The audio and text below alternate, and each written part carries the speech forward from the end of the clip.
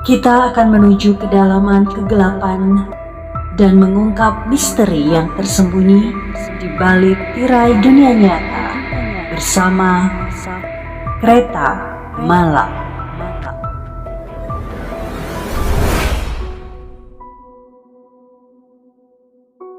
Kali ini saya akan mengajak Anda untuk menuju kisah Mudik Horor bagian 2. Kisah ini bersumber dari Arvizon. Akhirnya kami berhasil menyusul mobil itu. Rupanya sebuah truk tua. Kelihatannya tidak ada muatan dalam baknya. Saya ikuti terus dalam jarak sekitar 4-5 meter. Agak heran saya, kenapa truk ini berjalan pelan sekali. Padahal biasanya, jika tidak ada muatan, pengemudi truk akan sangat ngebut mengendarai truknya. Tapi sudahlah, saya tidak peduli. Yang penting, sekarang kami tidak sendiri lagi. Sudah ada teman seiring. Sudah sekitar 15 menit lamanya saya terus menempel truk tua itu. Ketika saya dikagetkan oleh suara Google Map di handphone istri saya yang masih tertidur. 200 meter lagi belok kanan. Aneh, suara perempuan narator itu tiba-tiba terdengar berat dan menyeramkan di telinga saya. Bulu kuduk saya berdiri. 50 meter menjelang belok kanan, jarak mobil kami dengan truk tua agak saya renggangkan menjadi sekitar 15 meter. Ketika truk itu telah berbelok ke kanan, otomatis hilang dari pandangan saya. Selang 3 detik kemudian, kami juga belok kanan. Astaga, saya kaget bukan kepalang. Setelah belokan, saya tidak melihat apa-apa lagi.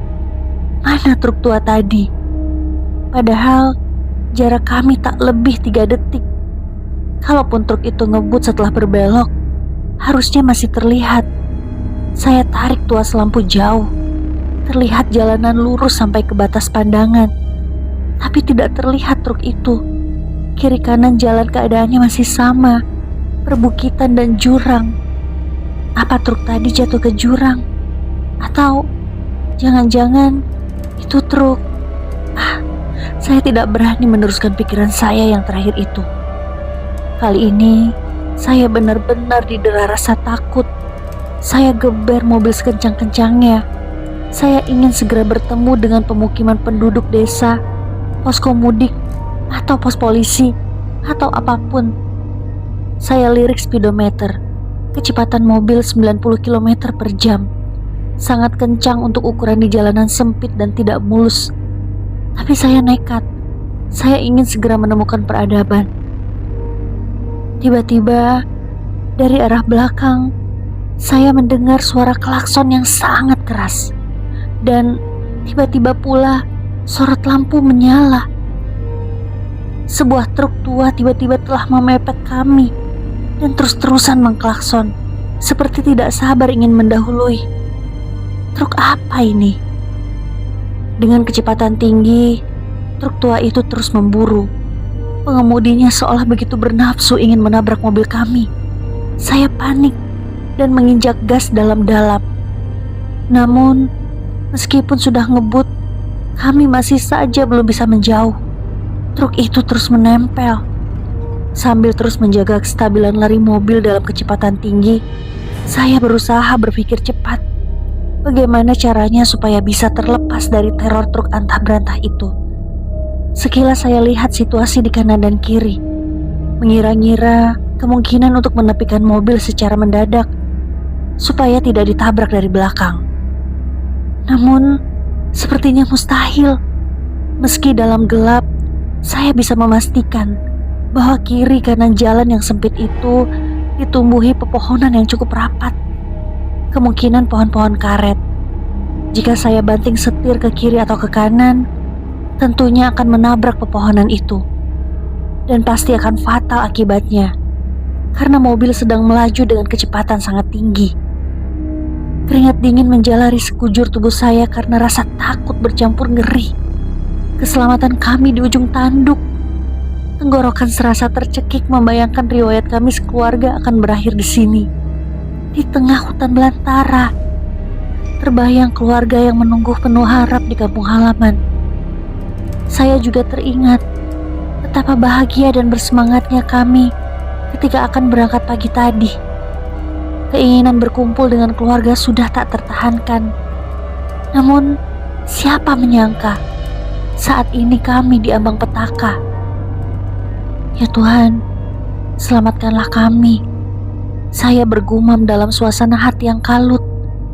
Tanpa sadar, mata mulai berembun. Jalanan lurus ini seolah tidak ada akhirnya.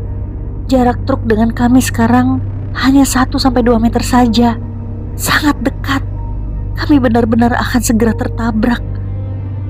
Di saat situasi sudah sangat genting, sekilas saya melihat kira-kira 50 meter di depan, sepertinya ada tanah terbuka yang tidak ditumbuhi pepohonan. Hanya terlihat ada semak belukar. Meski saya tidak yakin sepenuhnya, karena suasana gelap, saya putuskan akan membelokkan mobil secara mendadak ke sana. Meski sangat beresiko, bisa saja tanah terbuka itu ternyata jurang. Dan jika mobil kami berbelok dengan kecepatan tinggi, maka kami akan terjun ke jurang. Tapi memang tak ada upaya lain yang bisa ditempuh. Saya ambil resiko terburuk itu. Toh, jika tertabrak, sama saja akibatnya. Kami juga akan celaka. Saya lirik spion kabin. Tampak truk itu benar-benar sudah sangat dekat. Deru mesinnya meraung-raung memekakan telinga. Sepersekian detik sebelum truk itu berhasil menabrak, secara tiba-tiba saya banting setir dengan kuat ke kanan. Mobil berubah arah secara mendadak dan meluncur tak terkendali ke tanah terbuka yang ditumbuhi semak-semak. Segera saya injak rem dengan kuat namun berangsur-angsur supaya mobil tidak terguling. Mobil berguncang hebat karena keluar dari badan jalan dan akhirnya berhenti di tengah-tengah semak yang tersibak oleh mobil. Alhamdulillah, bukan jurang. Kami selamat. Saya bergumam sedikit lega. Setidaknya kami tidak celaka. Sepersekian detik kemudian, spontan saya menoleh ke belakang. Astaga, tidak ada apa-apa. Saya jauhkan pandangan sampai ke batas pandangan di ujung jalan. Juga tidak terlihat apapun. Tidak terlihat ada cahaya lampu kendaraan. Suasana kembali sepi. Hanya kami sendirian di pinggiran belantara itu. Saya lirik jam di speedometer mobil. Sudah mendekati tengah malam. Kemana truk tadi? Seharusnya setelah saya membanting setir tadi, truk itu tentu terus melaju. Atau juga ikut berhenti kalau memang tujuannya mengincar kami. Namun kenyataannya tidak. Truk itu sama sekali tidak ada. Seperti kehadirannya tadi yang tiba-tiba saja muncul di belakang kami, sekarang hilangnya pun juga tiba-tiba. Dalam kekalutan dan nafas yang masih memburu karena baru saja nyaris celaka, saya coba menganalisa apa yang sebenarnya barusan kami alami. Benarkah tadi itu ada truk yang mau menabrak? Kalau iya, mana truk itu sekarang? Kenapa tiba-tiba hilang? Truk silumankah? Atau sebenarnya memang tidak ada apa-apa? Hanya saya saja yang sedang dikuasai halusinasi karena sedang dicekam rasa takut. Jika benar demikian, alangkah ngerinya. Kami satu mobil nyaris celaka hanya karena halusinasi saya. Entahlah, saya benar-benar tidak mampu lagi berpikir waras. Bersamaan dengan itu, karena mobil yang bergetar hebat saat keluar dari badan jalan tadi membuat istri saya terbangun dari tidurnya. Kenapa ini ya? Di mana kita sekarang? Loh, kenapa mobilnya berada di semak-semak begini? Istri saya terlihat kaget dan setengah panik melihat suasana sekitar. Anak-anak kami pun ikut terbangun, tapi kemudian segera tertidur lagi. Ayah ngantuk ya? Tadi hilang kendali ya? Alhamdulillah, cuma keluar dari badan jalan, tidak sampai nabrak. Ya sudah, biar aku gantian yang nyetir. Ayah istirahat dulu. Kami pun berganti posisi. Istri saya sekarang yang di belakang setir. Dia mundurkan mobil kembali ke badan jalan.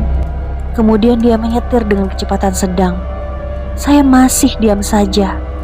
Selain karena masih tercekam oleh kejadian tadi, juga karena tidak ingin menceritakan rangkaian kejadian selama istri saya tertidur. Saya tidak mau membuatnya jadi gelisah atau malah ketakutan. Ini sekarang posisi kita di mana ya? Berapa jauh lagi sampai di tujuan? Kalau lihat di Google Map ini, harusnya sudah tidak jauh, Bun. Saya berusaha menjawab dengan tenang, berusaha bersikap seolah semua masih on the track. Nantikan kelanjutan kisah ini pada episode berikutnya. Ikuti terus perjalanan kereta malam, karena mungkin saja akan membawamu pada kisah yang sama.